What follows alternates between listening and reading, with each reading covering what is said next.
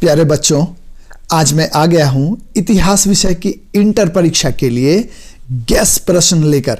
Gas question अभी मैं बता रहा हूं, लघु उत्तरीय और दीर्घ उत्तरीय। आप अगर इन प्रश्नों को कर लेंगे तो एक भी प्रश्न हड़प्पा सभ्यता में लघु उत्तरीय और दीर्घ उत्तरीय आपका नहीं छूटेगा। तो सबसे पहले देखते हैं कि हड़प्पा सभ्यता में लघु उत्तरीय क्या क्या प्रश्न पूछे जा सकते हैं 2025 की इंटर परीक्षा में। आइए देखें। पहला प्रश्न, हड़प्पा कालीन सिंचाई के 2 साधनों को बताइए। दूसरा प्रश्न, हड़प्पा सभ्यता के 4 प्रमुख केंद्रों के नाम बताएं। तीसरा प्रश्न, हड़प्पा सभ्यता की किन्हीं 2 विशेषताओं का उल्लेख करें। चौथा प्रश्न, हड़प्पा सभ्यता की जल निकास प्रणाली की 2 विशेषताएं बताएं। पांचवा प्रश्न, लोथल कहाँ है? इतिहास के अध्ययन में इसका क्या महत्व है? छठा प्रश्न, विशाल स्नानागार पर टिप्पणी लिखें। सातवां प्रश्न, सिंधु घाटी सभ्यता में शवों के दाह संस्कार के कितने प्रकार थे? आठवां प्रश्न, उत्खनन से आप क्या समझते हैं? नौवां प्रश्न, हड़प्पा लिपि के बारे में आप क्या जानते हैं? 10वां प्रश्न, हड़प्पा सभ्यता के पतन के 2 कारण बताएं। 11वां प्रश्न, मोहनजोदड़ो के अन्नागार के विषय में लिखें।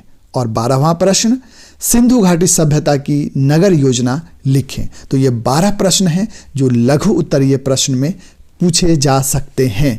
बल्कि इन्हीं 12 प्रश्न में से ही कोई भी लघु उत्तरीय प्रश्न इस बार इंटर 2025 की बोर्ड परीक्षा में पूछे जाएंगे। हाँ, इनके अलावा कुछ और भी प्रश्न बता देता हूं जिनके पूछे जाने की संभावना है। हालांकि ज्यादा संभावना इन 12 प्रश्नों के हैं।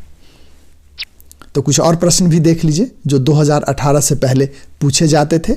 जैसे, हड़प्पा वासियों द्वारा व्यवहृत सिंचाई के साधनों का उल्लेख करें। दूसरा प्रश्न, इतिहास लेखन में अभिलेखों का क्या महत्व है? तीसरा प्रश्न, पुरातत्व से आप क्या समझते हैं? चौथा प्रश्न, कार्बन 14 विधि से आप क्या समझते हैं? 5वां प्रश्न, हड़प्पा सभ्यता के विस्तार की विवेचना करें।